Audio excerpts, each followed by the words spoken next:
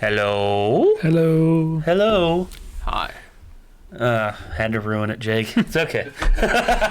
Just had to be the odd one that's out. a hell of a welcome back there for Jacob. There's always one. So Jacob here, welcome back, my friend. He's been off the podcast for 2 weeks, off the grid for a couple weeks because there were certain people that required his services. Not going to specifically state what those services were, but let's just say we can't really talk about it without saying explicit. I'm just joking. I was out filming. NDAs. Yeah, he was doing his filming thing. Just little. Just do it. I mean, nothing fancy. It's just really it's always fancy when it's an adventure and you get fed well. Well, dude. Okay. The first one he did, he actually went to film with a group of filmmakers from Ghana. Which is awesome. They were awesome. They were really cool people. Yeah, and they were all. We felt the love. You and your friend that you went with, Eric. Y'all were the only white boys there. But, hey, I mean, I loved it. I mean, that's version is awesome. Yeah. No, hey, I'll tell you what. If anything, it speaks to the talents that y'all got. Yeah, they're just like, whoa. Y'all are good. I can't remember her name, but Gannon Grandma, she can cook. Oh, yeah. Yes. You told me we about got to that. get authentic Gannon food for like 3 days, and it was enough to feed an army. And I was trying to be generous, like with my plate at the catering table and stuff like that. And she's like, no, you big boy, you have more chicken. I'm like, yeah, chicken do. Yeah, nice. And Waki, nice. And then there was the second trip that you took. It was actually a documentary that they were going to be filming, and it's from a certain network. We can't really say. I can say the network. Okay. It was just NBC. Yeah, NBC contracted him to come down and do some filming for him for a. I just can't say what it's about. No. For a certain project within this area, and it was very cool, and. And our director of photography, I'm not gonna say his name. Apparently, Abby thinks one of you guys is me. What? Who do you think is? It's not me. I am Jacob. This is Jacob. I'm Nate, and this is Roan. And Nick is in the back. Nick is in the booth. He's our Jamie. He's the god. Yes. He is our Jamie. But so our director of photography crashed Probably talking about Roan. Probably thought. Probably, yeah. Probably. With the hat Probably on, did. it probably was confusing. He Maybe. crashed a DJI Maverick Pro into the trees. You told me about this. He offered me $400 if I can find it and retrieve the SD card from it. And because the footage is on there. Which one's the Maverick? The Mavic is the small one. Yeah, it's the small one that's got the foldable wings. Yeah. But the Mavic Pro is the very high dollar one that's like $2,000+. Does it like carry the camera on it, or does it? Oh yeah, the little camera's underneath it. Yeah, on it's a independent small gimbal. camera that it has on its own thing. But All right, the sensor on the camera is massive. It's better than I'm thinking of the GoPro. Inspire, I think. Yeah. The Inspire. The Inspire is like. You can mount like Reds So to it and we're shit. gonna go on like a treasure hunt and find this drone. And maybe we'll film it too. so using the God thing on the Lost My Drone thing or Find My Drone. There's zero service where we were at. I'm talking about there were 6 of us with cell phones and nobody had service. Yeah. And so trying to get the GPS location was rough. But what it is when it crashed up in the tree, its last 30 minutes of battery life, we could still see the camera. We could see it. So we screenshotted the camera and to see exactly what it's seeing. So we're kind of looking at the picture and you can see like a water tower. You can see a power tower way off in the distance and you can see the cables and you can see where it's at. There's like some pine cones hanging in front of it, so it's like it's in a pine tree and it's about 32 feet high. So if we do find it and locate it, because I mean it's kind of just a matter of picking which tree and trying to figure out which tree it is. There's like 60 of them. Yeah. If we do find it, then we got to figure out a way to get it down. But that's easy, dude. We've got a couple I'll methods. bring an axe. We got we're gonna think about it. And the neighbors that was on their property, we actually went and talked to them. But they're like, "Oh yeah, it's cool. Just come over here. You can park in our driveway. You can feel free to just, hang out. You can be on our property. Oh, it's okay. You can just hang out. We hope you find it. And, well, we told, they had like some kids, and as soon as we told them that they crashed a drone up in there, that there was a $400 reward for it, all these kids was just like, this is the most awesome treasure hunt ever. I bet you those kids are probably trying their best to find that thing. Yeah, they're probably just like up there, like chucking rocks up in the trees, thinking, is that it?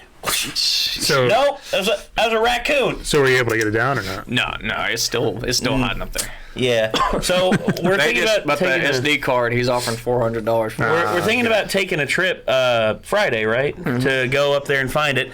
And we actually have a personal expert on that area because Chad is actually from the area in which it's at. So that's actually really cool. So he'll know where the closest places are at and stuff. Oh yeah. I wonder if you can go to Lowe's and be like, "Can we just rent a ladder?" Yeah, we don't need to buy a third. I'm just gonna grab an axe. Yeah, really, I think this is one of those things where you just need a tree trimmer, so like a really long tree trimmer, and just which my mom's got one that can go up to like 30 plus feet long. So I'll grab that, and I'll also grab like an axe. See, I mean, it's a really lightweight drone, but the way it's hanging in the trees, it's probably just like in the brush that's thick enough to barely hold it. Yeah. It could have fallen down by now. It's been a few days. So. Yeah, I was thinking that since it snowed, it might have added more weight to it and it might have fell. So it could be on the ground. So it's going to be one of those things. It's going to take us a while to really kind of search and look for it. And it's black and gray. So... had to make it more difficult to find. But I didn't crash it, so it wasn't me. What are we talking about today? Just I won't fly anybody else's drones. Well, just as per catch up for all that's happened over the last couple weeks, I figured Jacob's absence being explained away with those little stories right there. But as for stuff that has come out here recently, the two new trailers, Sonic and Scooby-Doo, or Scoob, as they're calling it. The new Sonic trailer unanimously has the approval now of the internet as pretty much them saying better, much better. I was 100 to 1 ratio on the likes or something. Well, we looked. It was like 99%, and then the Scooby-Doo one, which we were expecting to just be hot garbage because anytime they try and bring a Scooby-Doo movie to the big screen, it fails tragically and winds up just defecating all over the memories of the children who adored that show as a kid, myself included. Love Scooby-Doo. But the ratio on it was actually 97% approval. And we watched it, and I was actually very impressed with not only the character designs, but also the potential story that they're going with, and also the comedy. The comedy actually was a lot better than I was expecting, too. I haven't seen it. Is it live action or animated? No, it's animated. It's very high quality animated. Probably a better route to go. Yes, because as much promise as those movies, the live action movies had, they weren't good. They weren't good. They had huge budgets, too. Both of them did. Yeah, I mean, there was a lot of great potential that they had into it, and I think the feel of it was really great, but they just, I think it was just bad CG at the time that just kind of didn't really connect well. But it was entertaining. I enjoyed it when it came out, but... when I was younger, I laughed at certain things, but as I got older, I realized, God, this is dated. This is because... That's the one thing you don't want for such a timeless character like Scooby-Doo. You don't want him to feel dated, but good God, like that right there, the character designs are really good. Yeah, that's way better. Yeah, and that's, Velma, I mean, she looks great, Daphne looks great, Fred looks great, Scooby and Shaggy look good. The only thing I had a little bit of an issue with was Scooby-Doo's voice. Of course, it's not the same as what you would, what we've had in the past, but still... It's really it felt more genuine than the one that they had in the live action films. I'll have to check it out. And I like Matthew Lillard. I liked his rendition of Scooby, or his rendition of Shaggy. Yeah. I mean, he voiced Shaggy for like the next decade after he did that film. But that was the guy that was also in was it Scream? Yes, yeah. He played Without a Paddle. He's been in a lot of good stuff. Oh yeah, he's a good actor. I like him a lot. Oh damn! He was in Summer Catch with strangely enough, with Freddie Prinze Jr., who played Fred in the live action movie. What was that one movie? SLC Punk? SLC Punk, yeah, yes. Yeah, I remember that one was actually pretty good, That's too. one of his older ones. He was also... he flourishes in comedies where, he has very high energy with his performances. Whenever he does dramas and stuff... some people say he falls flat. I don't think so. I think he actually does pretty good. I think he plays emotional pieces very well. Yeah, I think so. But overall, I mean, just both trailers came out, and I was very impressed with both of them. And then we also got to talk about C.O.P.P.A, C.O.P.P.A, which every all on you. Every YouTuber. So all right, so I watched a couple videos on it now. I'm trying and clarify with some of this. So this is only going to affect like people that are making like kids videos on like this kid targeted, or does it affect everybody? This is everybody. It's effectively eliminating the moral gray area of content on YouTube. Okay. Now, whenever you're on YouTube, you have to clarify and verify that the content that you are making is either directly for kids. Some of your videos are for kids, and you have to go through them video by video and clarify which one's which. Right. Or you can just plainly say, no, I do not strictly make stuff for kids. Which I've looked at our numbers on YouTube, and the majority of our viewership is between the ages of 18 and 35. That actually makes up over 80% of our audience. So, like, it's not going to affect us really bad. Yeah. So if you don't, I mean, for the people that don't like generally make kids content, it's not really going to affect anything, right? Yeah. The only thing that I could see that being a problem with is, oh, you don't make kids content. Well, we don't want to advertise with you anymore. Instead, this is going to. I think. Well, I'm not going to say it's going to help advertisers, because anytime YouTube's tried to help advertisers, it's always backfired horribly.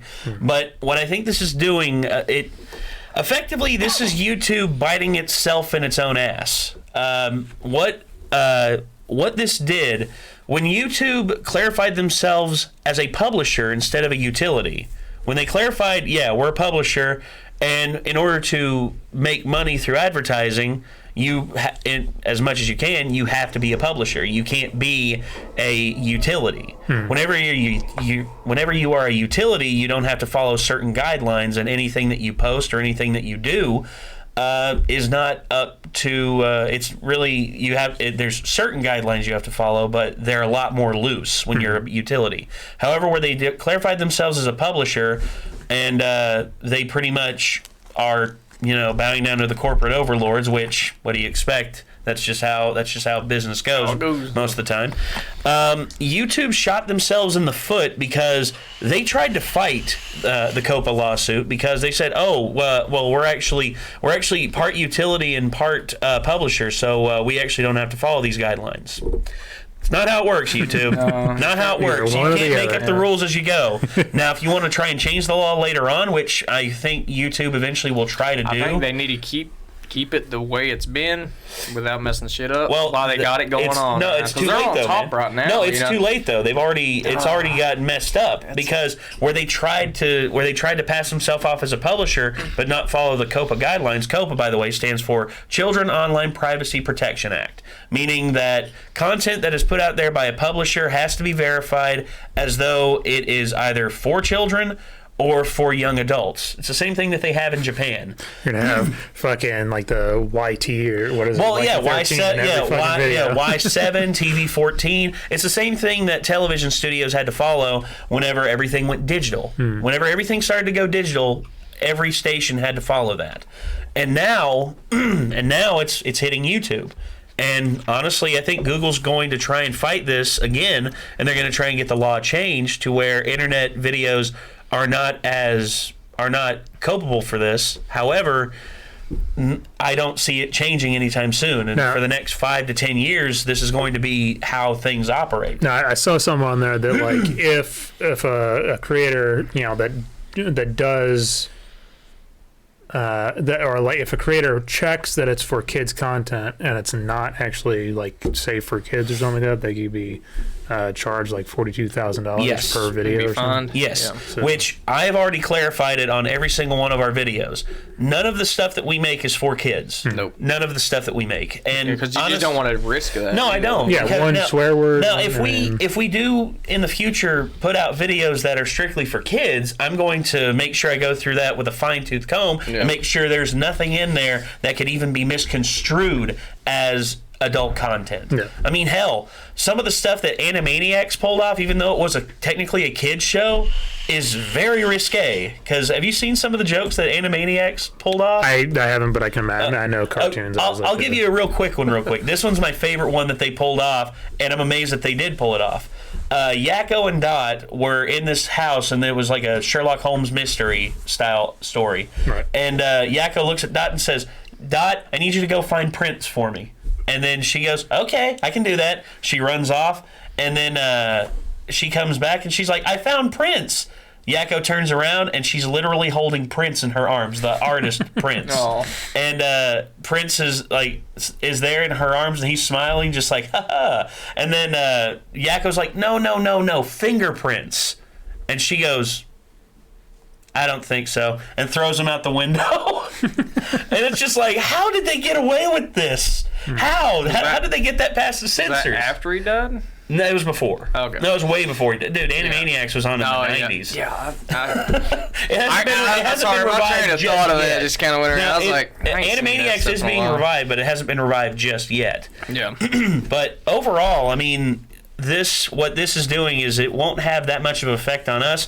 It may bite into our ad revenue a little bit, but as I said, majority of our audience is well over 13. I actually did the estimates from 13 to I think it's from 13 to 35. That's 97% of our audience. Now I've been wondering why there just hasn't been any good alternatives that have risen up to challenge YouTube and stuff, and they keep buying them out. Well, that's what I thought. Yeah. Vimeo doesn't stand a chance right now. That's what I figured. Was that Vimeo charges you to post shit. I figured just any time that a new company tries to start up and everything, YouTube comes in like a hawk and fucking buys it up and then shuts it down. Well, that's what they did with Blip.tv, because Blip.tv for the longest time was seen as one of the main competitors against YouTube. As a matter of fact, a lot of people. For instance, the Nostalgia Critic and a lot of the people that he was with at thatguywiththeglasses.com, they left YouTube and they contacted Blip and say, "Hey, we'll post stuff on your platform, and we'll also broadcast it on our website." No. Now, the thing that Blip had a problem with is that their membership was very limited because they, as much as they wanted to keep expanding.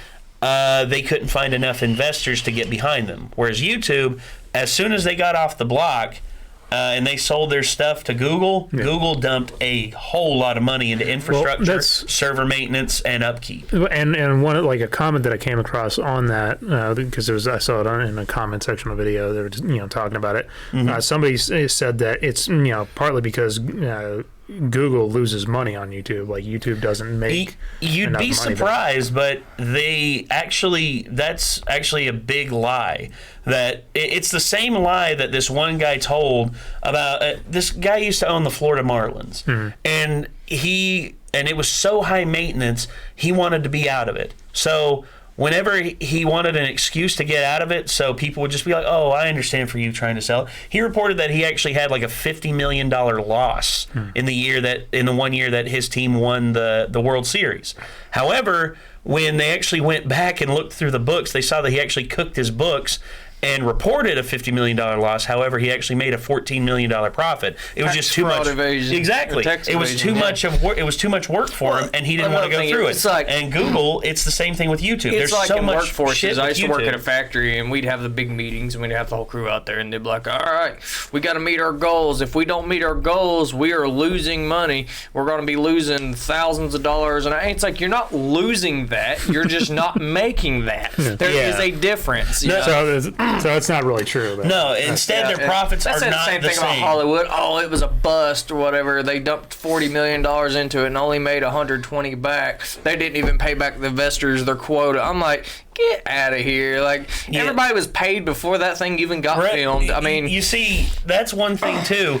I love that... still thousands of jobs, I love when Hollywood says, oh, piracy is worse than ever now, and Hollywood's suffering so greatly for it. Right. You all just recorded your first $10 billion... They say as they're climbing onto their private jet. Yeah, exactly. You know, you can pay enough people to say this crap, but if the evidence doesn't ring true, you're going to be called a liar. Mm-hmm. And the thing is, there aren't enough people out there who are willing to actually say this stuff. I mean, I say it because, honestly, I don't care. I mean, I'm probably never going to work in Hollywood, and honestly, I have no problem with that. Say boss makes $1, I'll make it down. That's why I poop on company time.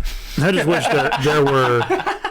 I mean, just like how, like you have Facebook and Twitter where they're kind of competing type social media, but I wish there was something like that for YouTube, even if it's a little different. Vimeo, the thing with Vimeo is they're a lot of people consider them the prime competitor against YouTube, but they charge you a monthly thing for you to post an X amount of videos. Yeah, but how much of a following do they have? A fair amount. They're more based for the educational and tutorials. They have more stuff like that than my school uses Vimeo a lot when we upload our videos and submit them. And we can use YouTube too. They don't care, but Vimeo has less traffic. Yeah, there's a lot less traffic and a lot less bullshit coming through it. Now, if you're trying to monetize and make money off of Vimeo, you have to pay a subscription fee. Yes. So you have to pay to upload stuff. Do you have to pay to view it? No. And you only have to pay to upload stuff if you're like monetizing it. Right. So you can upload anything. That's better. I mean, that kind of makes that a little bit better of an option. Now, there have been websites that have popped up every now and again, but here's the thing. When these little startup companies suffer for their first 5 years, report $100,000 loss over the span of 5 years because no one's wanting to invest in them because, Google pretty much has such a stranglehold on the online entertainment thing especially with YouTube and stuff like that no one's willing to invest against Google. Now, say this company gets a little bit of traction and they start getting more subscribers and this and that, and these guys are finally starting to see stuff turn back into the black instead of being all in the red financially for their whole time. However, YouTube or Google then comes along and says, here's a check for $6.5 million. See, I feel like that should violate some sort of monopoly laws or something. It does. However, because antitrust laws have been very slowly eroded away over the course of, I think it was over the course of Bill Clinton's. It was over the course of Bill Clinton's. His 2 terms in office. You see, Reagan deregulated the stock market. And that's why we had two huge panics at the late end of the 80s. But then in the 90s, all of a sudden, these big media conglomerates and these big corporate, for instance, Microsoft. I have no problem with how Microsoft took over the personal computer game. They created something that was affordable, that was easy to use, and was readily available at any given time to anyone who wanted it. Yep. Apple, on the other hand, they were still stuck in the Stone Ages trying to build peripherals for the Apple II. No, really. Actually, Bill Gates helped design the first operating system for the Apple II, and then basically took that and pretty much made his own version of it. Well, no, that's exactly what he did. He helped with the Macintosh. Yeah. No, he helped with the Macintosh. The Apple II was designed completely by Steve Wozniak. Yeah. Whereas the Macintosh, hardware-wise. Yeah. Hardware. Software, they didn't have anything to do with any of the software other than they did the tour at Silicon Valley with IBM, and then that's where we got the idea for the mouse. Well, no, it was Xerox. Xerox actually developed the mouse, and when they saw the potency of what the mouse and the click and the point and click, this is awesome. Then exactly. And then the Macintosh adopted it. They were both kind of crooked there. They both kind of ripped. Well, they did because Xerox, the employees at Xerox who presented it to the heads at Xerox were like, "Hey, look at what we created here! A completely user-based interface where you can go around with this mouse." And they presented it to the board at Xerox, and the board at Xerox pretty much laughed them out of the building and said, "Go back into the dev room and give us a new printer or a new scanner or something like that. Who's going to use this? Like, how is a mouse point and click system going to operate in the modern computing age when you can just hit a couple buttons and go down some like are you freaking kidding me?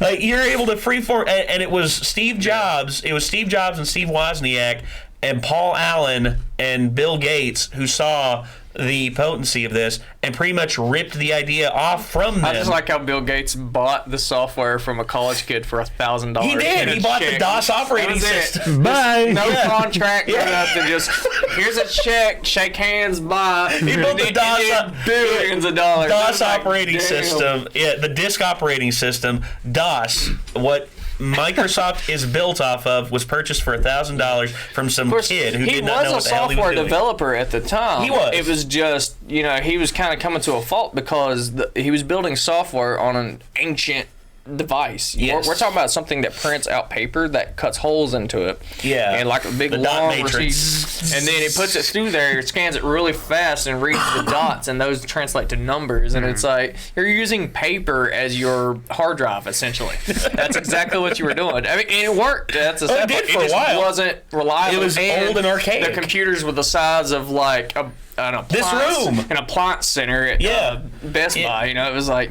good Lord. Looking back at the old hard disks, that like even the ones that were on the Macintosh and the Lisa, which are what a lot of people say tanked Steve Jobs. That's actually what tanked Steve Jobs' original career at Apple, and he got voted out from the board because of it. So the discs on those, you know how you see like the little hard disk, like the spin point disc, the floppy disk? No, not floppy disks. The hard disks that have like 500 gigabytes of data that we have nowadays. Yeah, they're like this big, and the discs are like that thick. And they're layered. Yeah, they're multi-layered. Mm-hmm. One disk that held 20 megabytes worth of data back then, it was like a friggin' like record player, like massive record player this big around. And it's like, holy hell. It's like, at that point, people were just like, I got a pen, I got a paper, here we go. I can count. It's like, what's a calculator? Oh, you talking about the thing where we slide the numbers back and forth and you count them? Oh yeah, 5, 10, abacus. Yeah, the abacus. Really? We don't need that big refrigerator to do all this. But as soon as small steps for technological evolution. But as soon as the Apple II came in, computers just pretty much became the how it had to be, and they were affordable. They were small, compact, movable, and on the West Coast, Apple pretty much dominated. And then on on the East Coast, IBM. IBM. That's true. As far as hardware, as far as hardware, software though, Bill Gates, when he came up in the '80s designing software for IBM, he actually. Steve Ballmer said this in an interview. He said the meeting between Bill Gates and IBM should be hung up in the Smithsonian. A painting of it should be in the Smithsonian as probably the greatest deal in technology history, because Bill Gates, for what he was worth, was the richest man in the world by far. No one had been that rich before. And for his age, Yeah. How old was he? Like 23? He was 26. He was 26 whenever he made his first billion. 26. Mark Zuckerberg beat him by 1 year. The guy who created Facebook. But the thing with Bill Gates. No, we all know who Zuckerberg is, and we don't like him. Yeah, I know. But it is what it is.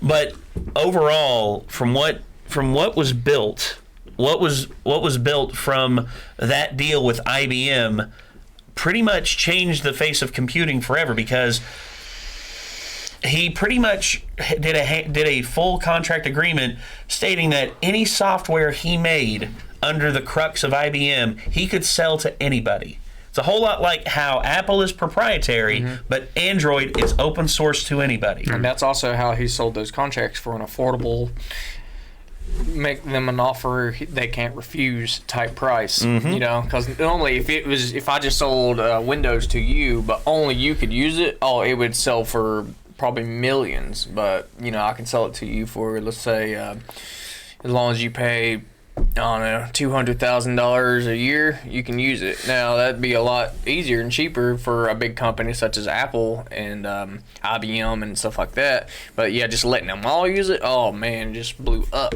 So Yeah. But back to the YouTube thing, like just finding alternatives and stuff. So I'm assuming you saw the whole thing that went on with Markiplier.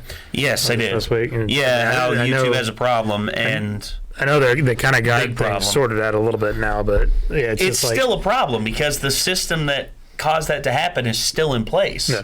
And because you cannot personally set the settings yourself and tell YouTube, hey, lay off of my fans. This is just how they operate. Yeah. You can't do that because YouTube is not about as much user interface anymore as much as it is just basic blanket system of like how one comment section acts is reflective of how all comment sections act, which is not true.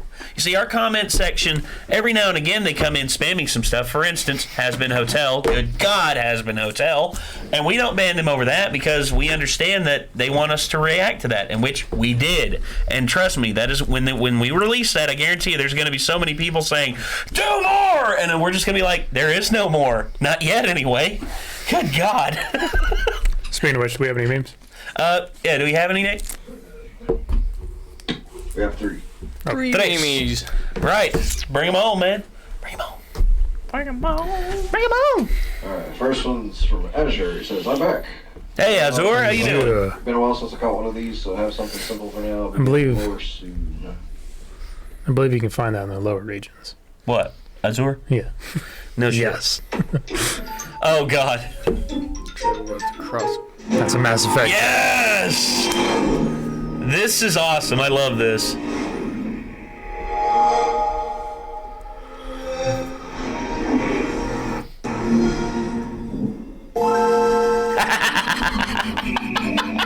I love this.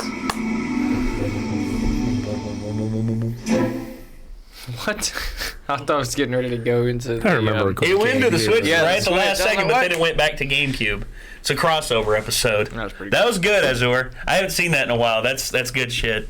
Alright, he sent another one. He said, me again, thought I dropped this absolute brutal beat down here. Wish a certain red-haired bull got this beat down here, but oh, Got this beat down here. I'm not sure what all that means. Oh, yes! I've seen this. Punisher, right? Yep. Yeah. First season. Him versus Billy Russo.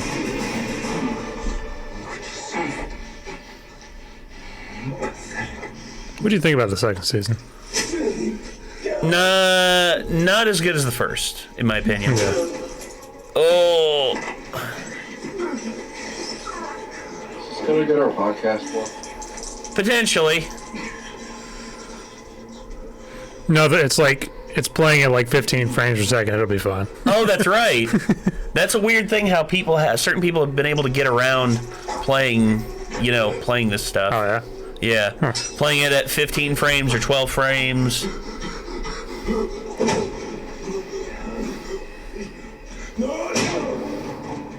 My boy Frank. I don't know how I'll this go. dude makes it. Oh, yeah. And thus, here we are, giving birth to probably Punisher's most famous villain. Do it. Do it, Frank. Yeah! Look at the blood going down. Scream, motherfucker! After what he did, yes, scream. Torture his ass. Torture? No. Suffer every day for the rest of his life. Power drills to the neck. Oh, yes. Billy Russo, a.k.a. Jigsaw. Jesus. Not I want to play a game Jigsaw from the Saw movies, but Jigsaw, the comic book villain. Yep. Alright, now we got one from Freelancer Dan. Hey, Freelancer Dan. That is from Rooster Teeth Animation. Uh-oh. RTAAs. Let's see what we get. Here you go, Mr. Sakurai. You can use all these characters if you want. What is this? That's my Shiranui. She's one of our most well-known characters. Does this look like it belongs in a game for good boys and girls? She's way too thick! I mean, imagine what Kirby if he was to absorb her. Isn't bad at Smash. She wears skin-tight clothes, made her own hair, and has guns. 4 of them. Give me everyone except mine and get the f*** out of my office. Yes, sir. Don't worry. You're all the only exception. No one is as sexy as you. Oh, Donkey Kong, no! That was awesome. Have you seen that new season of Ruby that started? Yes, I saw that it has started. Haven't watched any of it, though. Yeah, I'm assuming you guys still... Now, Micah's been doing stuff with you guys. Micah has been, but the truth is we're at where it's just not all parties agree with watching it, and plus Nick is still not caught up. Oh, okay. I don't know.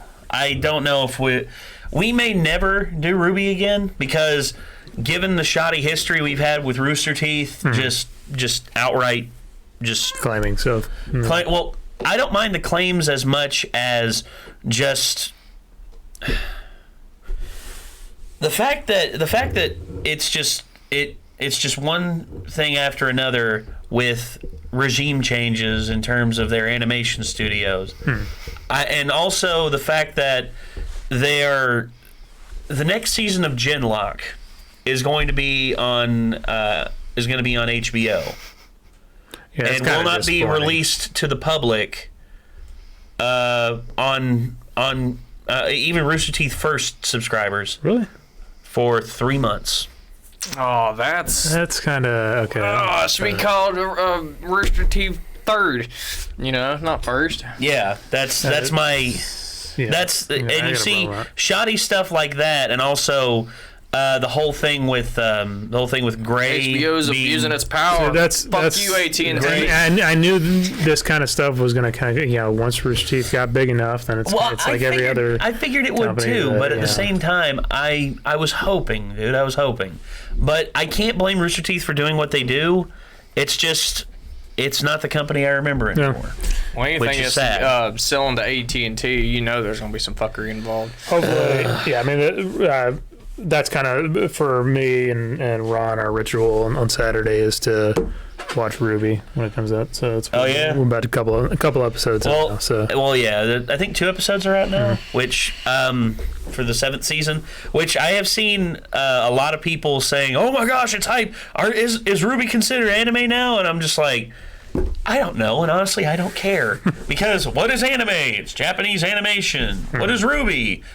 An American anime that is inspired by Japanese anime. It'd be considered like Western animation or whatever. I guess, because Monty didn't get in the whole argument. I mean, Monty, when he was asked what they should call it, and he just trolled and was just like, I think they should call it an anime.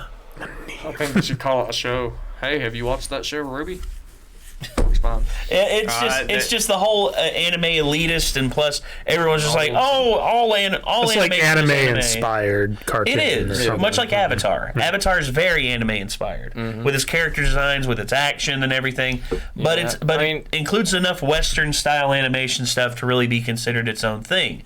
I don't care if you consider it an anime. I don't care if you consider it a cartoon. All I care about is that it's good. That's all I care about. I mean, it's just like the new Sonic movie coming out. I mean, if it's good, awesome. If it isn't, thanks again for creating yet another crappy animation. I was very impressed by that second trailer, though. I was too. That first one made me bang my head against the wall like 50 times repeatedly. Like, I can't take. And then we had to watch it again. I think didn't we react to it, and then we reacted to other people's reactions to it, and then we watched a bunch of different variations of other people making versions of it, and if I have to hear that fucking song one more time, Gangsta's Paradise, I will bang my head against the wall. It's nothing against the song, it's just that trailer. I'm like, I swear they did that just on purpose to demonetize everybody's sharing. They did. Well, here's another thing. Well, you know what happened? You know what happened with that? Our video got claimed, and it got claimed hard. But you want to know an interesting thing that's happened with the new Sonic trailer? Not only the new Sonic trailer, but the new Scooby-Doo trailer as well. Let me read this out to you. we got these, and yeah, here we go. Information about your video. Your video, Renegades React to Sonic the Hedgehog 2020 new official trailer by Paramount Pictures, may have content, they're being deliberately vague here, may have content that is owned or licensed by Latin Autor, Warner Chappell, Latin Autor, Warner Chappell, União Brasileira de Editora de Música, EBEM, and PEDL, but it's still available on YouTube. Now, doesn't sound like all those people own. Well, I know that you see. Those Paramount Pictures. No, no, and they're claiming. You know what they're claiming? Oh, the music in it. They're claiming that version of Blitzkrieg Bop, and they're saying, "Oh, it's a cover, so therefore we own the rights to the trailer." And I'm like, "No, you fucking don't. Yeah, you don't own anything to do with it. Oh, yeah. Oh, you want to take it up? You want to take up who owns what? How about you get in an argument with Paramount Pictures over who owns the trailer? Yeah, for real. I mean, why go after us? Alcoholic. You know why? You know why they come after us? Because it's an easy way for them to cash in and make a little bit of money off of our video. Speaking of which, did you get the whole situation with KSI? No. Anything? Resolution on no resolution or anything yet. It's still lunacy. This is the crap I can't stand on YouTube. Anyone can make a claim, but yet if their claim is found to be invalid, they aren't punished for it. But yet we file appeals and everything, this and that. And when we win those appeals, do we get any recompense or anything like that? Nope. No. I swear, if to make a claim, if a claim goes false, I swear they should have to compensate you. Yeah. I think they should have to compensate you. Yeah, they should, because they have hurt the validity of our video, and they have hurt the ad revenue, and they pretty much have tried to jackboot us at every stopping turn. you from taking money. I mean, you walk into Walmart and say, "Hey, I own that."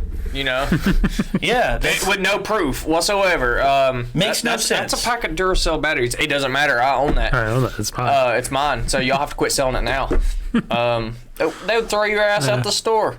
I mean, they would in a heartbeat, just like that. And you see the. And that's essentially what they're doing. That's essentially what they're doing. They're looking at you and, hey, I own that. You can't use that. And that's the thing, without any hesitation, YouTube's like, oh, no. That's the... and the proof that they own it, like their whole reasoning that they own it is because they have a pack of Duracell batteries at their house. Yep. Yeah. So that's the equivalent of what they're doing. And that's the dark side of the internet, is just the anonymity that everybody has. What's to stop anybody? You know, you got the trolls out there. They'll just start creating YouTube accounts left and right, and claim so that if even YouTube, they get to sit on their asses, even if YouTube does, and that's what they do. And that's what they're doing. They're not going to go through. But the people, the YouTube channels that don't try to fight it, are just giving them money. Yeah. I'm fighting it because to hell with them. They have done nothing. They have done nothing. All they did was they licensed their music out for them to use it in the trailer. And guess what? That means that Paramount Pictures had paid for it, and we're not reacting to that video to listen to that fucking music. We're reacting to that video to watch the trailer. And if anyone has a legit claim to say, oh, this actually belongs to us, it's Paramount Pictures claiming the trailer, which they haven't. They have no problem with people reacting to their trailers. The only one that does is Universal, which Universal, suck it. Well, speaking of awesome YouTube material, you want to talk about Stadia? Oh yes, God. Google Stadia and their library. Their 2 premium games that I saw: Tony Hawk's Pro Skater 5 and Anthem. That's their 2 premium games that they're showing off. Holy hell! Oh, I just don't. I am terrified for the future of games. Maybe the next generation that comes out after this game streaming stuff is gonna fucking flip shit, and we're like, "What's this?" I'm like, "This is a video game cartridge." Yeah, it's 35 years old. It's never been updated. Doesn't need an update. Never will, and still works. Watch this. Click. And it can't be hacked. Yeah, and yeah. Wow. Well, maybe, what I wonder is if BioWare probably sold it off to Google to run. Maybe they're like, maybe they'll fuck it. Maybe they'll fix it. I don't know. Honestly, at this point, BioWare BioWare just needs to declare independence from EA, or they're going to fold like everyone else who's gone under EA. Well, it sounds like the problems are also in BioWare too. It's not just EA. It is BioWare, and BioWare needs to get shit sorted out. They need to bring back Casey Hudson as their lead video game director, and they need to fire all these new asshats who honestly don't know what the hell they're doing. I just don't understand these billionaire investors. Don't you have better shit to do? You've already made your billion.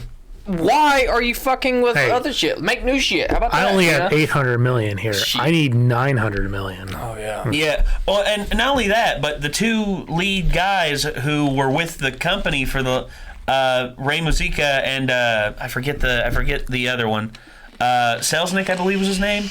But those two guys were at the head of BioWare. They were the two lead investors, and they brought BioWare up into prominence because they allowed the video game developers to actually develop video games, and all they did was provide capital and do a little bit of overhead and oversight. They didn't constantly leer over them like hey, you need to do this here. You need to do that there. Yeah, the sound of the hi-hat in that one mix, it needs to be fixed. That's what they do. Yeah, you see this right here? I don't like the design of this. Can you redo this? Because I don't know what the hell I'm talking about, because I've never designed a toboggan before, and I don't know fucking style from a fucking hole in the ground. But yeah, that's what I need. Yeah, that's exactly what they do. Micromanaging and overbearing overhead. It's like it on smaller levels, just like with regular jobs. I mean, look at any fast food restaurant when corporate comes in there. They have no idea what the hell that's going on in their stores. Same thing with that factory I worked at. These people would come in once a year and come in there, and they would be like, oh, well, they would sit there with their damn... you have to fold a taco this way. Oh yeah, that's how it's factory. At the factory, everything they were like, they'd have their clipboard with their papers, walking up with their pen in their pocket and all stuff. I'm like, well, we're not reaching such and such standards, and you can't do this and this, and I'm like, why? We'll go ahead and who fix the hell are you? I'm like, I've been here slaving away 12 to 16 hours a day, 5 to 7 days a week for the past 6 years, and I've never seen your ass. Go home. And then you get fired. Oh, yeah. You're fired! I'm like, okay, go ahead and fire me. You'll lose about $250,000 in the next hour. Because they'll shut that plant down, because I was the only one that could run those positions. You're the only one that can do some shit. Because they fired all the other ones. But I saw that. So Stadia also has the 3 Terminator, or not fucking Tomb Raider games.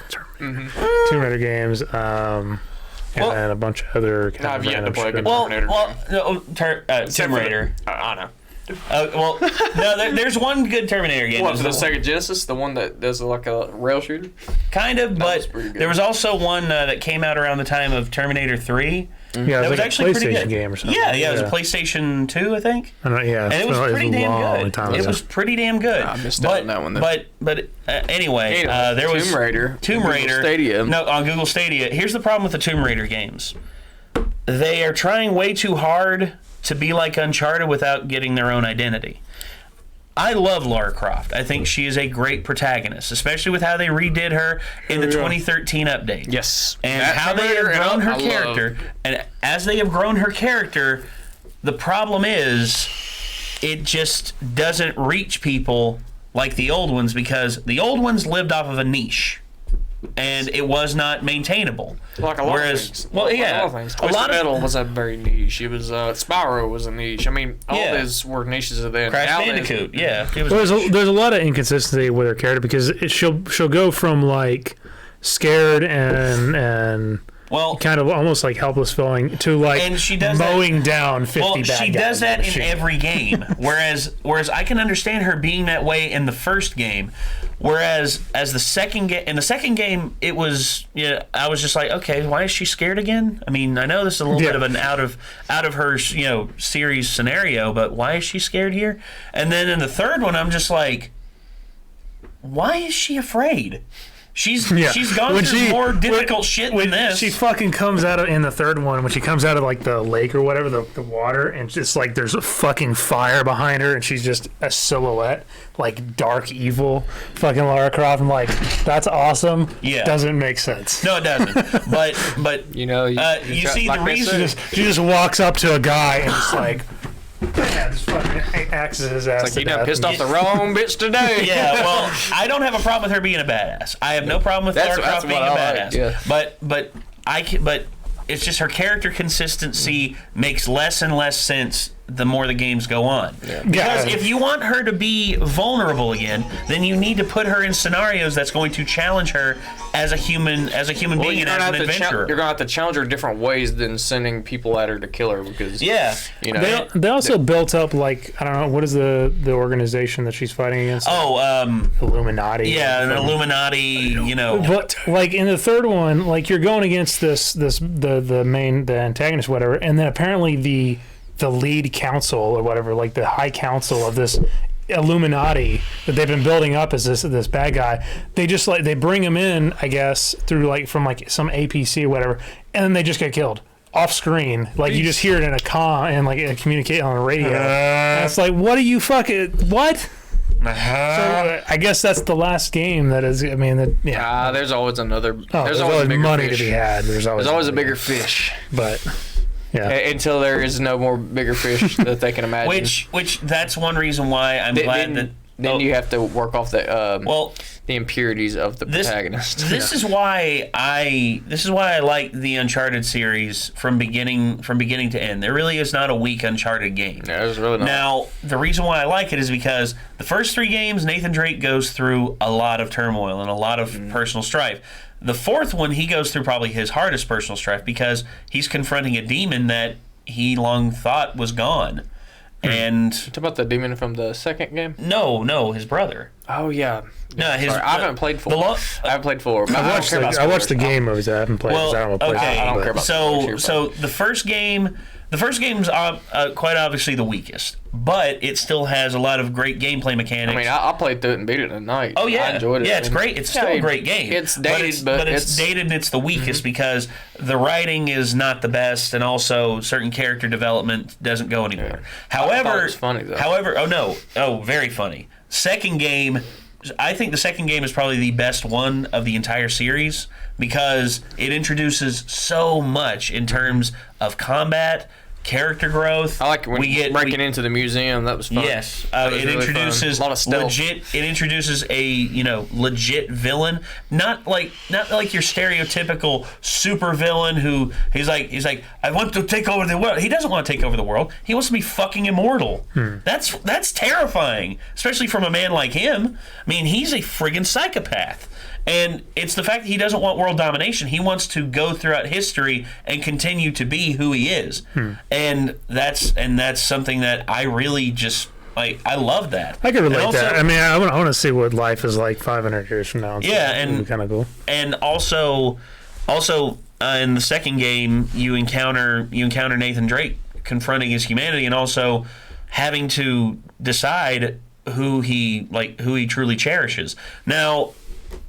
And a lot of people crap on the first 3 games, but I love the first 3 games because and also the main director of those games, Amy Hennig. Amy Hennig, to me, one of the best video game developers of all time. She deserved so much more once she left there. She left there and went to work for Visceral Games, and she was actually lead game director on the Star Wars game, Star Wars 1313, that eventually got passed around, and then they closed down Visceral, and Amy Hennig pretty much gets the boot and the middle finger and says, "See you later." She hasn't worked with anything since. And the thing is, with the first 3 Uncharted games, it laid this great foundation. And if there had never been another Uncharted game, I'd have been fine. But then when they did 4, I was worried that I was going to hate the character of Sam, Nathan Drake's brother. But by the end of it, I actually grew to like him almost as much as Nate. I almost grew to enjoy, the interactions with him and the interactions between him and Sully and him and Elena. And the only thing that was missing from the 4th game was Chloe. But we still got a good tease of her in the 4th game. And then we got a completely separate game with her and Nadine Ross, which I really want to play because I haven't played it yet. I haven't even played 4 yet. I've got it. So, yeah, I've got it. I so played you 1, can 2, play and it. 3. I've seen like the first 30 minutes, I think, of that game. Well, I just got the collection. I played it late, and I just kind of played through all of them. Well, I've got 4, and I've got Uncharted. I've got the fourth. I beat game, the first one in or one the fifth day, game. the second one in like 2 days, and the third one I beat in a day and a half, I think. So those are actually pretty short games. I just kind of wanted to catch up before I played the fourth one. I haven't got around to the fourth one yet. And to be fair, I do like the Terminator. Damn it, I keep calling it Terminator. The Tomb Raider games, the reboot ones. I do. Yeah, like. yes. I do think the third one was probably the weakest out of these latest I think the first two stand on equal ground. I like both the first two. The first two are definitely good. The third one's kind of, it just feels there's something weak about it. Like going back to when your antagonist runs out, basically when you don't have any more antagonists, you play off the insecurity or the impurities of the protagonist, and that's exactly what God of War did, because there was no enemy that Kratos couldn't defeat. At that point he had destroyed all of the Greek gods. He had to defeat himself. Really. So basically now they gave him a weakness, which is his son. Yes. And then that adds a whole different character arc, and to me that's a lot more touching and home hitting, than it is, some giant bad guy. I'm like, oh yeah, this dude's gonna smash me to pieces, but I probably ain't gonna feel it. So, no, and he's clearly aged too. I mean, yes, in between them too. So I mean, you get that kind of that aging factor, kind of diminishing your capabilities as well. Well, yeah. Also, didn't he get like the fuck stabbed out of him in the third one or something? He did that to himself. He took like a sword like through his entire torso. Or well, something. he needed to go back to Hades. Yeah. So and then he climbed out of Hades, and it's like, damn. Well, he didn't. Well, how God of War 3 ended was Kratos had inherited the power from Zeus and inherited the hope of man, the hope of mankind, which was provided to him by Pandora. The little girl that he wanted to adopt as his daughter, pretty much, but she had to serve her purpose of providing hope back to humanity, because Zeus took that from humanity to make everyone want to be subservient to the gods. Because what good is hope when you have the gods right there to provide everything for you? And when he effectively freed Pandora and the power of Zeus by immolating himself on the sword of Olympus, or the blade of Olympus, he freed that power for humanity, and he gave humanity back its hope in the Greek realm. Sarah says Laura Croft should definitely team up with Sarah Connor. Have anybody here? I know you've seen the Terminator, right? The latest one, Dark Fate. I'm not even gonna try. You haven't tried? You haven't seen it? Okay. I won't spoil anything. You can spoil it. I know exactly what the run through. I watch videos. I have no interest in seeing it. Okay. Yeah, it sounds like they completely butcher all the original characters and stuff for the sake of politics and shit. So I really don't know. I really don't know how to kind of place it. I mean, I enjoyed myself watching it, but it just took some turns that were just made no sense. Yeah. Also, why would you do that? I mean, I think it's almost as if they made it as if this is gonna be our last movie. Let's just. Yeah, I mean, I have a feeling they really phoned it in in a lot of ways, but I mean, because it's the same storyline. I mean, have they done anything different from the other, aside from Terminator Salvation?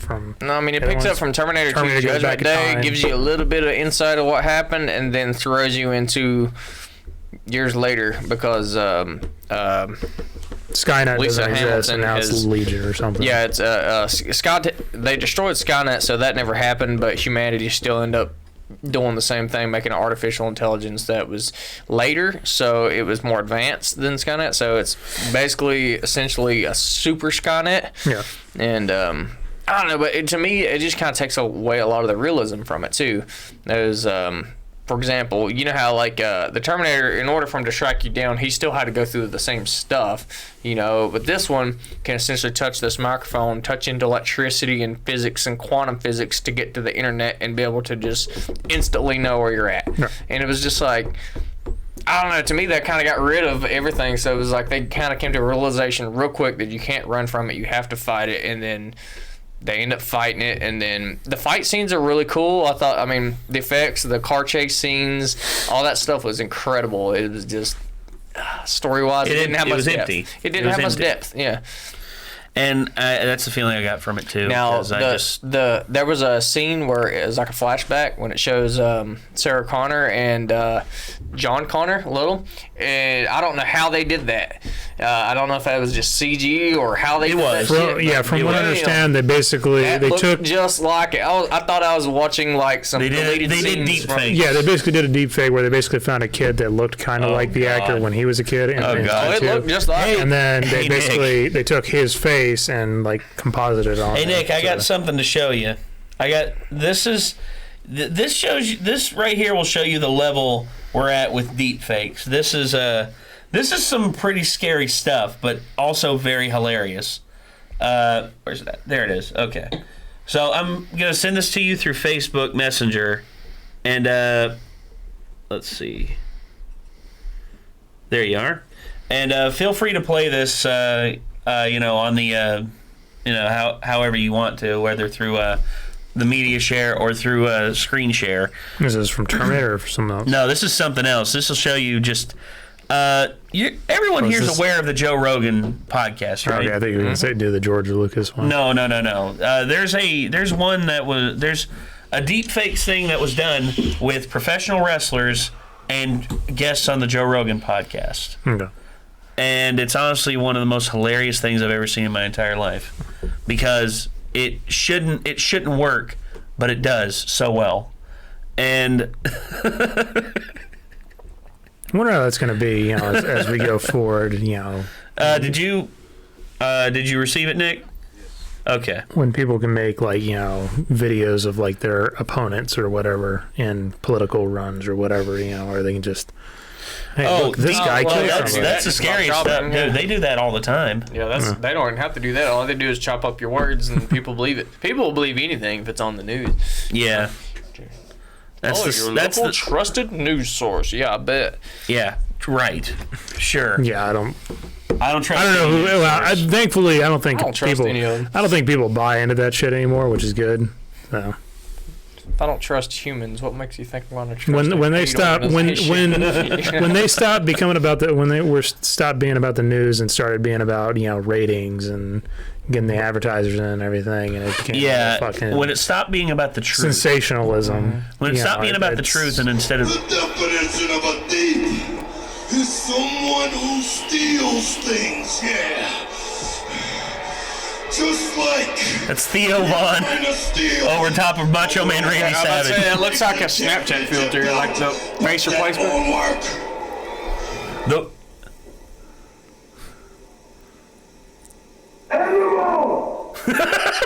God. When they said they wanted the greatest of all time, they said, "Give us the honky tonk man and Colonel Jimmy Hart." You better believe it.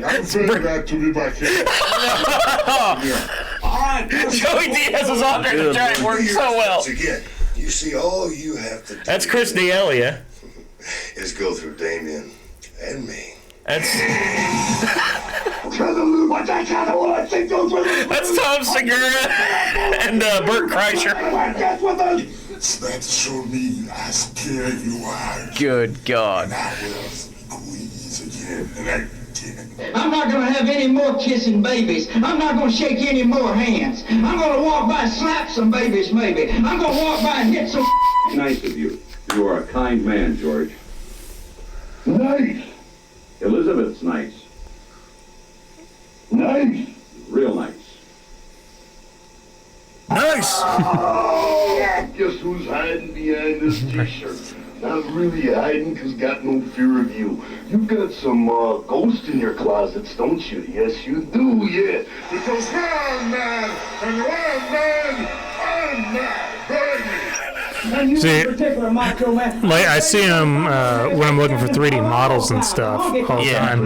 There are plugins that you basically can just take a front picture and the two sides. Yes. And it basically will composite that image onto a 3D model character. Yeah, it's deep fakes. Yeah, I mean it's and I see those get sold every now and again. The plugin for it's super. Well, simple. a lot of people you can get on Google Maps and download the terrain map, train height map, and implement that right in there and have the exact terrain of like Mount Everest and stuff, and then you just texture it how you want. That's what people have been doing, right? Like I've been taking pictures of them like climbing Mount Everest. No, you're not. You're in Joey Diaz is freaking Andre the Giant is the best thing. And what about Mr. Unpredictable? Yeah, George the Animal Steel.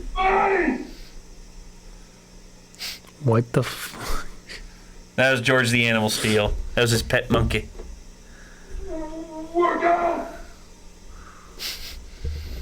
That guy had so much body hair, it's ridiculous.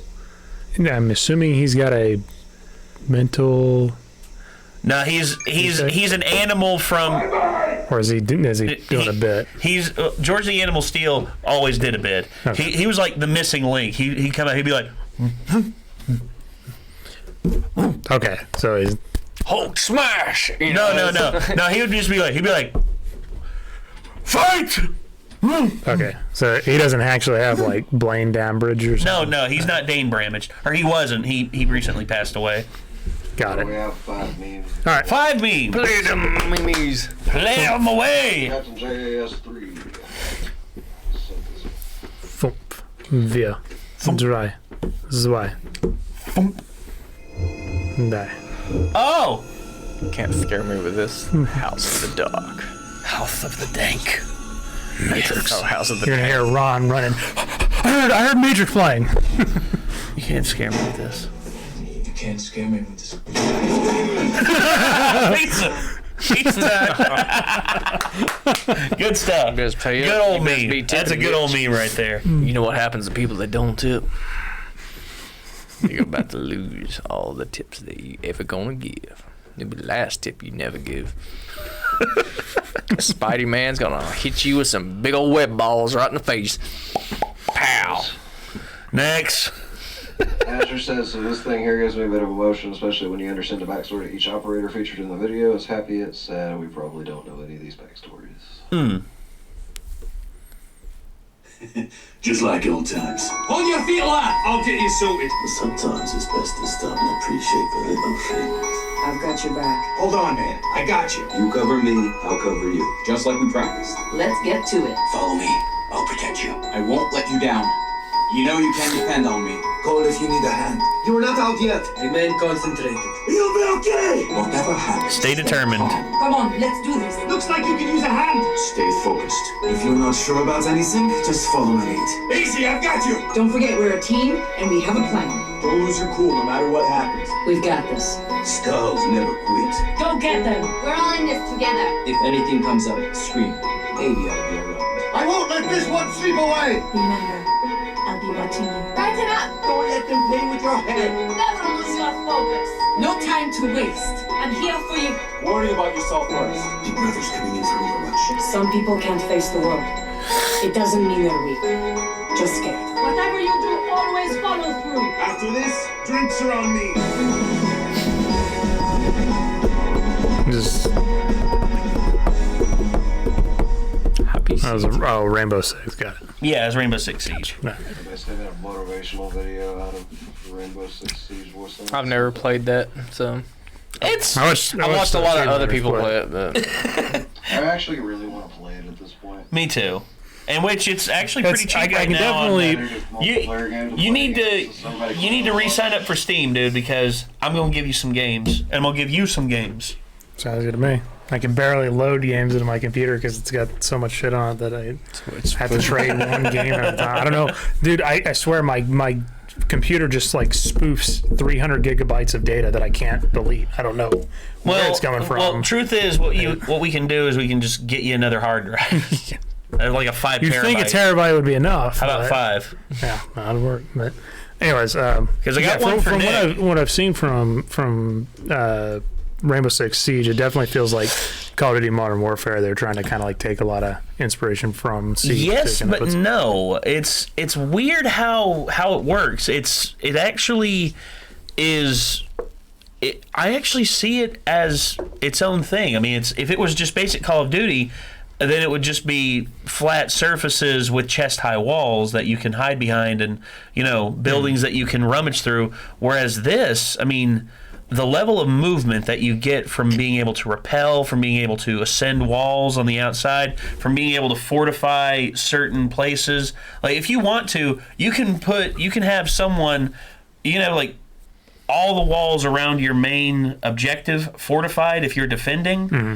And thus, they have to have some serious firepower to break into those rooms. I've always been confused. There's that one thing that, like, you can fortify a wall and then, like, you put, like, some kind of window up or whatever that you can, like, shoot through. Yes, that's actually a portable shield. Can the people see through that wall to shoot you, or is it like never? Yes, they can. Yeah, they can. But the thing is that shield, you can pretty much pick it up, take it with you anywhere you want to go, sit down. No, that's not what I'm talking. You're talking about the little thing where you can, like, the thing that you can put, like, it, like, blows a hole in the wall. Oh, that's actually you can do that with anything, dude. There's one guy, he goes up with a shotgun, blows a shotgun-sized hole in the wall, and peers through that as his, like, peephole, right? And just like it's some specific type of equipment. It's not like like just shooting. Yeah, I think there's a window. It's pretty much like a window maker. Yes, it's some kind of weird. I'm like, okay, some of this stuff is just magic. You can do a lot of stuff. My thing is, I don't understand is how they carry all that equipment without being, like,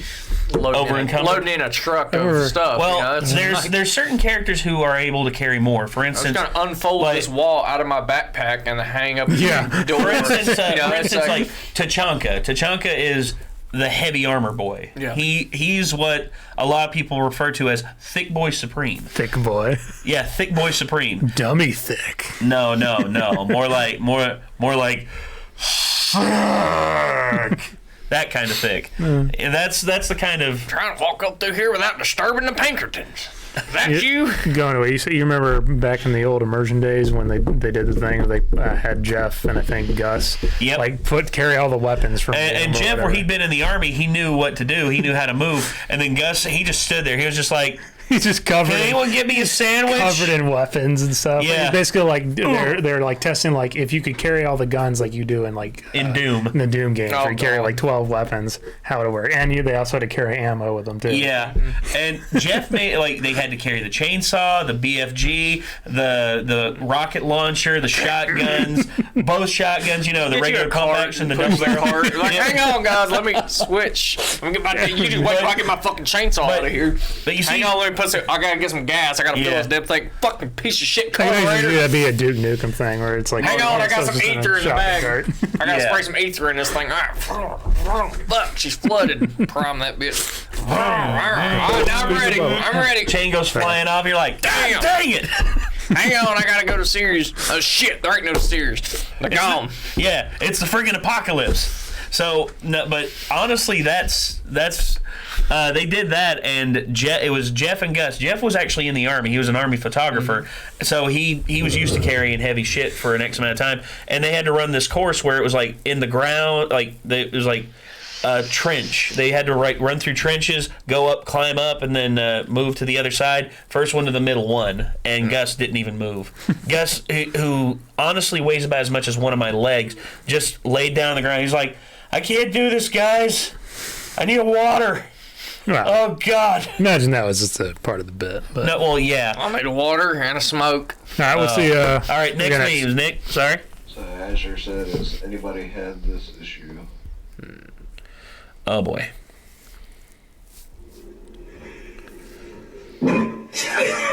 Damn. I've had similar issues. You're just done. It would be like a monster. $3.50. Okay. After I got through laughing, I would be cracking the fuck up. I'd be like, that really just fucking happened. I'm like, fuck me. Open up! Easy. Are you ready to... Don't break my TV, please. Do not tilt. No, I wasn't aiming at your TV. I know. I was just being like, if it was right here, it'd be like, I'd kick the damn glass out. No, like the reminds me from Kevin James. Jurassic Park 3 or whatever, where the one dude is like, does anybody have a nickel or whatever? And the other guy just comes up and like bashes the fucking glass out. I remember that. No, terrible movie. Boom. Yeah. There you go. They also did that joke in Fast and Furious 6 where Tyrese Gibson was over. He's like, anybody got any change? Like, dude, you're a millionaire. Oh, you got no yeah. change? And The Rock just fires a 44 Magnum and blows it open. He's like, on the house. Jesus. Awesome stuff. I would not, you see that in movies where people shoot locks with guns, like point blank. No, that doesn't work. I would not try that. Like, that thing's that thick of steel. Your round is made of shitty ass little fragile copper. Like, it's not going to. Well, lead. Most of them's lead. Yeah. Most of them's lead. Although hollow points, they do have copper casings. They actually showed the only gun that officially works with is a solid slug 12 gauge. Yeah, now I can see something like that. I mean, we call those master keys. Oh yeah, because hey, no matter what, that door's coming open. But the thing putting is, a big old tungsten shell. Yeah, just the oh my god, like the shrapnel that would come back on that. Like, sure oh hell. Want to lock off with a 50 cal too. No. The only gun that's like the only like traditional close range gun. Yeah. Like something you can get close to somebody. You can't really get close with a 50 caliber. With a handgun is like, But the thing is, the hinges on doors are typically not in there very well. You could easily probably do more pressure on a hinge with your foot than you could a gun. Yeah, if anything, if they have like multiple locks up and down, just use the master key shotgun like a striker. Just pow, pow, pow, pow, pow. Kick the door open. That's usually what they do in breaching clears. Or you can use the one melee weapon that every game gives you. Yeah, a lot of breaching sledgehammer. A lot of breaching crowbar. Breaching clears will use C4. It's like a little putty out there, grabbing it, roll that bitch out, get to a I always think about like that kind of aggravates me like in a game, especially where like you're in like stealth games where it's like shoot the lock to access the room. But I'm like trying to be quiet. Why am I going to use these guns to fucking make all this noise? No, fuck that. God. So anyway, go ahead, Nick. Alright, this is from Union. He says, hope you're not. Well, Nate, so you've been playing Space Hulk. What do you think so far? I like it. Space Hulk. It's a Warhammer 40K game. Space Hulk Deathwing, where it's four person multiplayer, and it looks a lot of fun. I mean, we watched Russian Badger play it, and him and his friends had a blast. It's like I don't think that's properly how you use the flamethrower. Oh yeah, well I can't read. Oh, is that what we were watching like a couple weeks ago? Whatever, when they were. I think so. Yeah. Okay. Yeah. Oh God, the Tech Marine.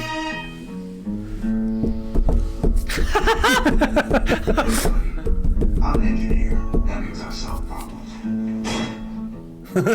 Problems like what is beauty? Because that would fall within the purview of your conundrums of philosophy. I solve tons of problems.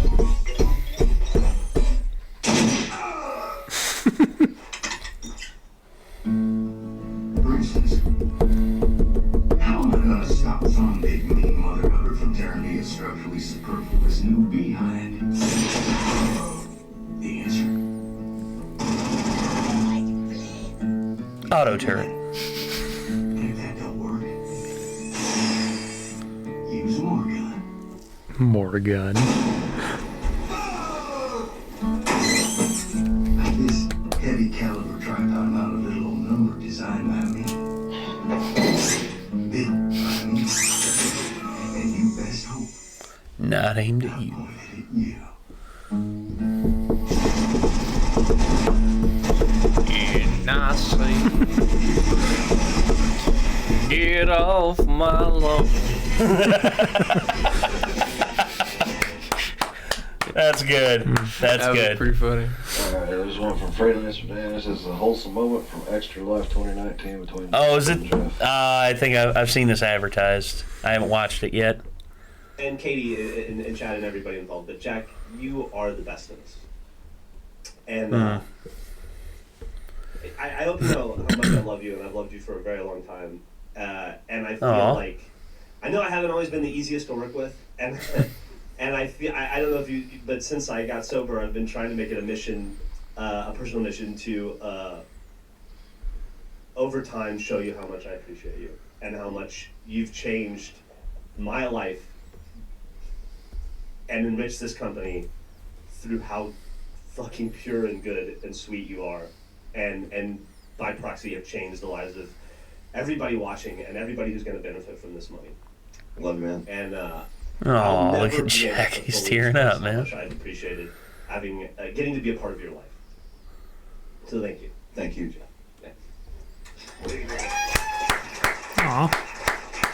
This is why I like Achievement Hunter more than Rooster Teeth right now. At least in my humble opinion. Because Jack and Jeff are like two of my heroes, dude. I love those two. All right, Matt. More tears than ever before. For the love of God. Okay, Matt Holo. Please. Top that one, Matt. Top that one, Matt. I guarantee you, Matt at that point was just like, screw you, Jeff. Jesus. Yeah, that's what I was going to say. My first, I guess, ever singing then was the Halo Reach Fails of the Week. Yeah, and, Fails of the Week. Man, some of those. Awesome. My favorite ones are the Team Kill editions, the ones that they accidentally kill their own team. Yes, they do it in such funny ways that just like you'd never expect. Like this guy throws a plasma grenade, or I'm sorry, a frag grenade. As soon as that thing leaves his hand, the dude snipes it right in his face and blows them all up. And I was just, and nobody knew what the fuck happened. They're just like, what the hell? Everything was fine. Boom! Just everybody died. It was like, what the... They played it in slow motion and turned the angle. I mean, great show. I will say, and for Matt Holm there, back in 2016 when I was doing the RTX as the Guardian, at the end when they were debriefing all his Guardians or whatever, Matt Holm was talking, and he basically teared up. He started crying because he was so proud of like all the work and stuff he did. It was cool. So. Yeah.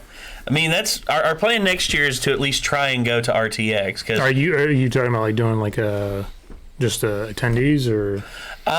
If we can't do a booth, then we can at least attend. If we can do honestly we can do the podcast. If we're gonna do a booth, then we're gonna have to look at like sign up pretty soon. Yeah, that's what I'm thinking too. Because pretty quick. Yeah.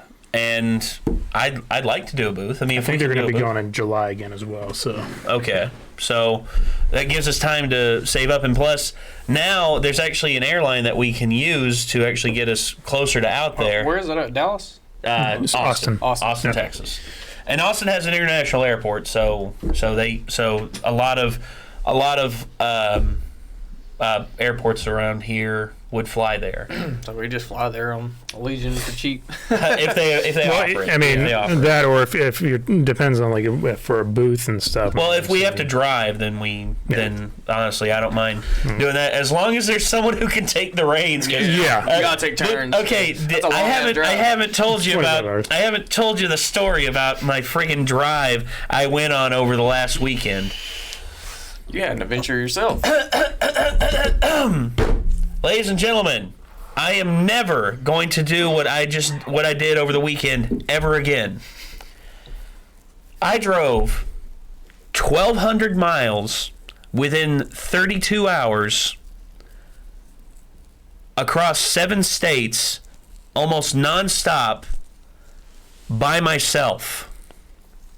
I am never doing that again. I was so friggin' bored.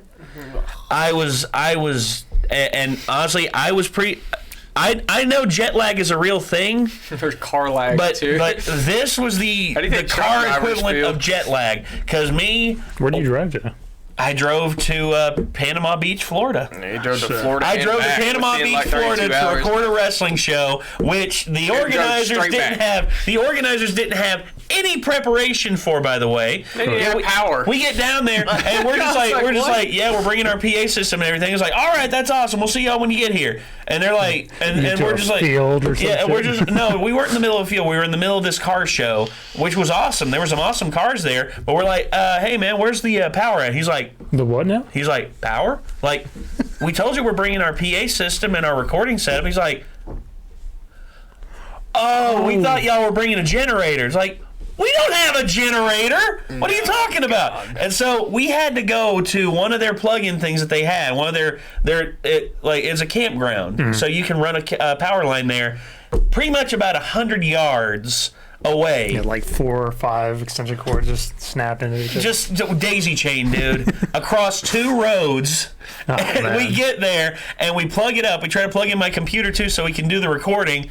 my computer completely blows the circuit, so we had to go all the way back there, press the button, unplug my computer, and record with a camera. I recorded the audio of the event on my iPhone, the commentary and everything on my iPhone, and we run our PA system, and our PA system kept cutting out because apparently, 100 yards is quite a ways for power to travel to power a big friggin' PA system. 100 yards, you're going to lose a lot of power. Exactly. To which I just could not believe that this was the outright shit show we had to deal with. And you drove that far, and I drove that far, and thankfully, the guy at the wrestling school, he told me when I was leaving, he said, "I'm gonna pay you back for this, Nate. I didn't expect it to be this bad." I'm like, James, I just want to go home. I just want to go home right now. I don't care if I have to drive through the night. I'm getting home and I am laying down in my own bed. I get about 2 hours into the trip and I start dozing off. I'm like, oof, yeah. Oh fuck. Okay. Empty parking lot. This is a mountain road, so there's not really much parking here. No, I wasn't pulling over on the side of the road because next thing you know, cop knocks on my window. You drunk in there, son? Get out for a test. And I'm like, no, I'm not doing that. So I looked for the nearest rest stop or the nearest parking lot. Thankfully, there was a call center, which looked like it'd been shut down. I pull in there, and I have like a 3 hour power nap. I just lay there, and I'm like, done that before. And then all of a sudden, I set my alarm for like 3 hours. My alarm goes off. I'm like, ugh. And I bring my knees up, and my knees hit the steering wheel, and I'm like. Ow, and I get up, I set my seat up, and I get out of my truck, and I'm like, God damn, oh, son of a bitch. Oh, in an empty parking lot at like 3 a.m. Yeah, next time just bring somebody with you. I should. Well, Marcus was going to drive back with me, but he got a ride from Eli, so couldn't do nothing about that. But I am never doing that again. Yeah, back in 2018 when I was looking at whether I was going to drive or I was going to take a Greyhound, and I'm glad I didn't because the Greyhound would have been like a 25-hour drive. So I don't know how much. Greyhounds are awful. I took one up to Baltimore a while back, and I'm not doing that again. I took one from here to Jacksonville, North Carolina when I was in the Marines. I was going to ITB, and it's a 6-hour drive. I'm like, oh, this won't be that bad. I'll just hop on the bus, get on there. It took like 24 hours just to get there. And that was because it goes to so many stops. Yeah, for like a 30, what was supposed to be like a 30-minute layover, I guess what you would call for buses a layover, where you just switch another bus. But I sat in Roanoke for about 4 hours waiting for another fucking bus to I would do that too. I'd get there and you're sitting there waiting, and you can't sleep on those buses. It's like impossible. It is. They make it as uncomfortable as possible. They don't recline. You're sitting very close to random people. I think on the way back, I managed to get the back seat all to myself. Yeah, if you get to the window, there were people on the bus. But like the driver just kept giving me shit. Don't put your feet up. Can you get your feet off? And like, the fuck, dude, fucking drive the bus. Shut up, drive the damn bus. You're getting paid no matter whether I put my foot up here or not. Just fucking drive. A little dust thing flying there. But I'm never doing that again. So whenever we do our trip, if we do our trip to Austin and go to RTX, I hope someone else will do the driving because if we have to take my truck because my truck has a lot of storage space. I don't mind that. I don't mind taking my truck with a trailer on it, or like a hitch rider on it. I feel more comfortable now. Back when I only drove my smart car, I would be like, I don't know if I could do that. But now that I've been driving like larger vehicles these days, I pull trailers and stuff. They're not that bad. No, you just have to know how to park it and how to do your turns and stuff. Yeah, and you need to practice driving backwards with them. If you can like do laps backwards with it, my dad, you're good. When I was 17, my dad gave me a crash course, literally, in driving pulling trailers backwards. And what he did was he set up this thing on the farm at my grandma's house. It was these old barrels he had set up on the side. He's like, all right, I want you to pull the trailer perfectly in between these. And I'm like, are you serious? He's like, yep. You said you had problems with this the other day. We're dealing with it right now. Yeah. And I'm like, okay. So I get in there, and I had to hit the barrels about 15 times eventually before I was just like, okay, so left is right, right is left. Don't go too heavy. Don't go all the way in, or else you'll jackknife it. And I'm like, okay, so here we go. and I pull in. I about get there. I pull it in between the barrels. I'm like, yeah! All of a sudden, pong, I hit the barrels at the back, and my dad's just like, try it again. I'm like, son of a... My dad's here, can't say that. I learned it when I was in a band. We had our singer's mother had a big trailer that she said we could use to have all our stuff in, because if not, we was going to have to take like 3 cars just for the drums. It was just like, okay, so yeah, this would be great. I'd never drove a trailer before in my life, and I was like, okay, so look, I just learned the hard way. I just took it off and went. No. We got an adapter for the lights and stuff. Looky, we got another claim on the Sonic the Hedgehog trailer, this time from Warner Media Group audio division for a track called Supersonic.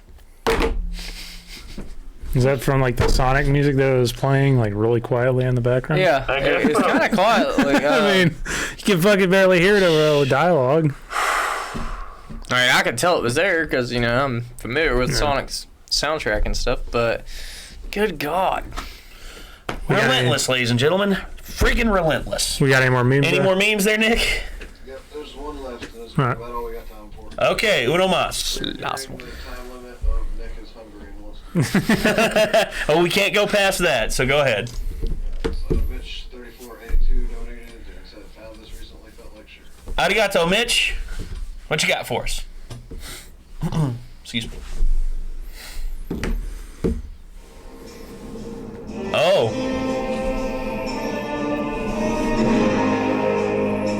Commissar Gurke.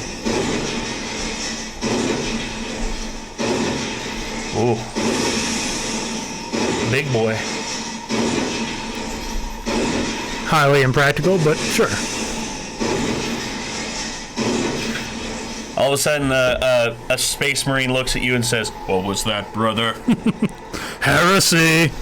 Heresy.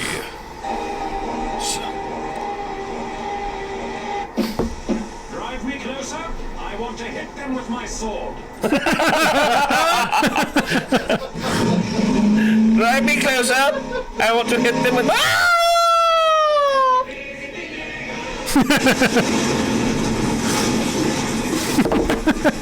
Damn. He did it. Yeah. Nice job, Commissar.